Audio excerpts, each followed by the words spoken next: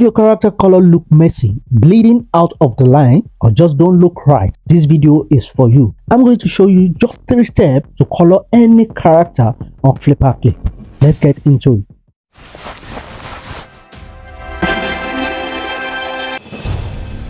For animators to give coloring to your character, basically you have to firstly create that character or import the character on a transparent version on FlipaClip. So to do that, or to import your character, all you need is to click on this 3 dots and scroll down to add image. Once you click that, you can pick coloring your animation or coloring your character. Is simple. One of the biggest mistakes beginner make is coloring on same hat. Let's say we have our brush here and we want to give color. One of the biggest mistakes beginner animators make is coloring on that same line hat. You can see it's going to be too messy. It's going to be too messy. You won't get a beautiful coloring for your character. So the first step in giving coloring to your character is to open a separate layer for your color. So how do you do that? Click on this layer icon and create a new layer, and basically bring down the new layer under your line hat so that you don't have any issue while coloring. How can you rename your layers? You can rename it for you to have a clear knowledge of which layer you are dealing with. So to rename it, just double tap layer name here, then you can edit, give the layer color. So with this, you now have a clear layer for you to color your character smoothly without any distortion or your line hat. Smoothly and easily. Even if you have your coloring out of the line, you can easily pick your eraser and the clean up without affecting the line hat. So this is the first step in which you can give color to your animation, to your character. And now let's head on to the next step.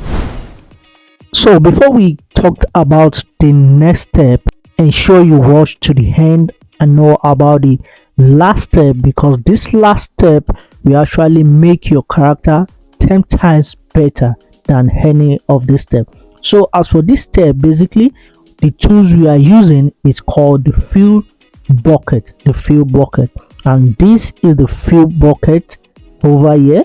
All you need to do is to click on it and select any of your color of your choice that you want to fill your character. So about this fill bucket, unlike our first step whereby you create a new layer for your coloring, the thing about this fill bucket, if you are using a new layer for your fill bucket, is not going to work. Let's say we are using this new layer now for our coloring, and you intend it to fill maybe the leg of this animal. All you need to do is to click on it. So once you click on it, you see what happened. It filled all your interface, which is not good for your coloring. So basically what you do when it comes to this fill bucket is that you are working on that same line. You are working on that same line. Now we are on the line hat on the same layer. So now if you are to color the leg, once you click on it, you can see you have the leg colored. Another thing about this fill bucket is that once your line are opened, it's not going to work as well. You can see we have our line broken here, opened, also here, open. Let's say we want to fill the whole body of this animal, of this character, and we click on it, it's not going to work. You can see it's not going to work. Why? Because we have our line broken, not closed. So what you do is firstly close those lines, close the lines that are open, before you make use of the fill bucket. So basically now we're going to close this line. Let's close the line quickly.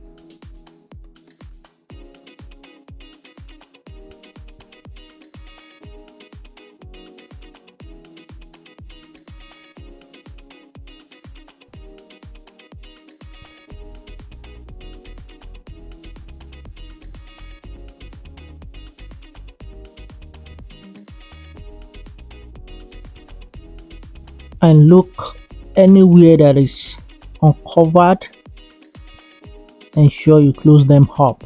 If you are using the fill bucket, ensure you close any opened line, any open or broken line that you have. I think we have everything closed now. We have everything closed now. So now let's go back to our fill bucket and let's use our fill bucket. Now let's click. What do you have? You can see you have your character body fully colored. You can use it to color anywhere you want to color.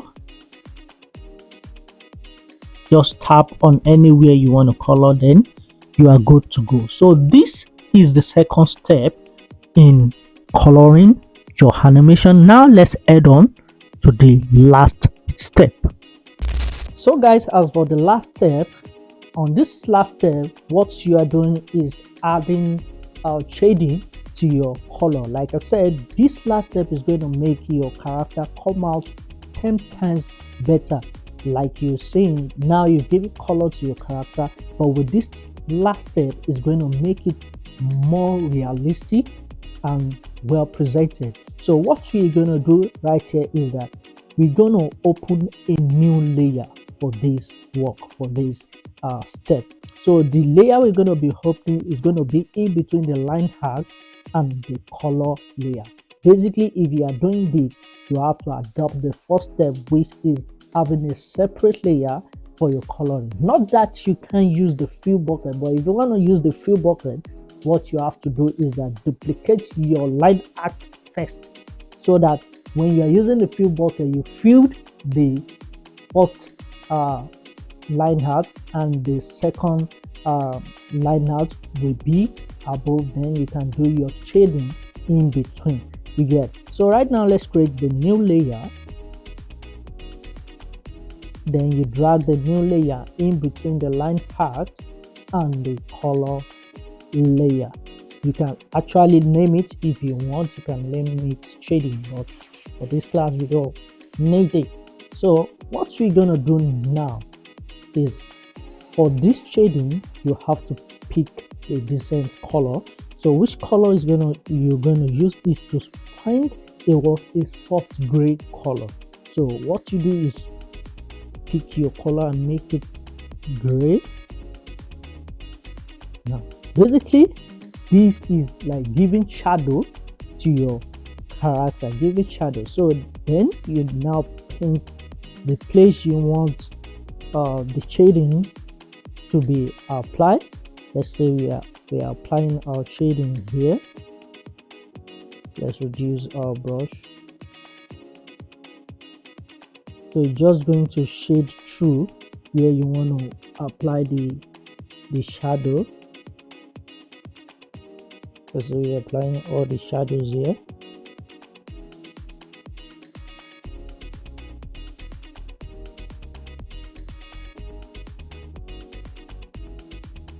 You get it?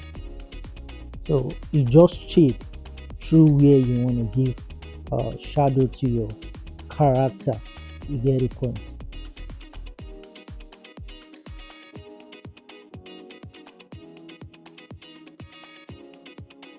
So this is it. Just shade through. Just shade through. Just shade through. Gonna make it quick. I believe you already get what I'm trying to portray here.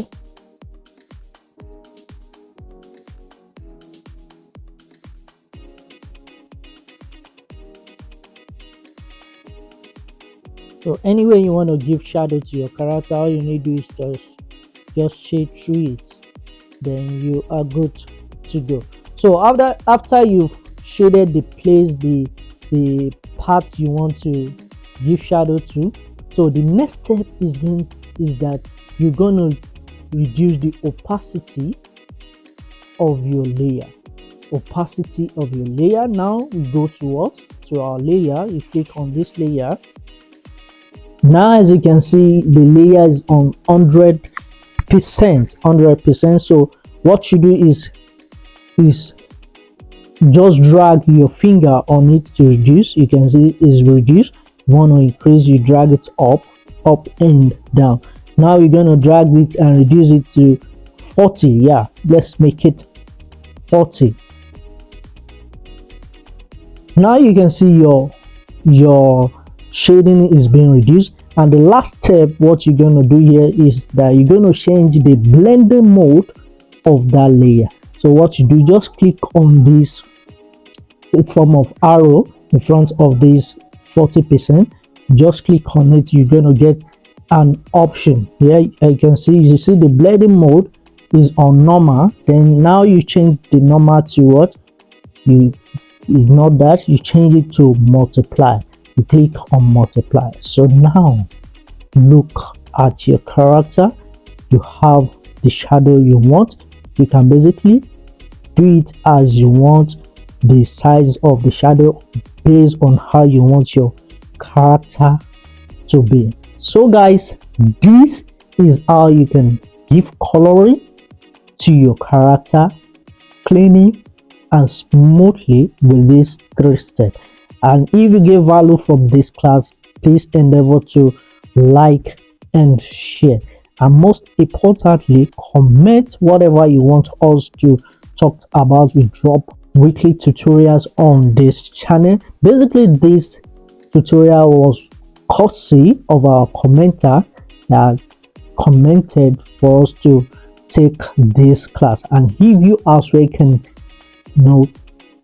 endeavor to comment and tell us what you want us to treat, then we be able to create tutorials for you without creating tutorials blindly.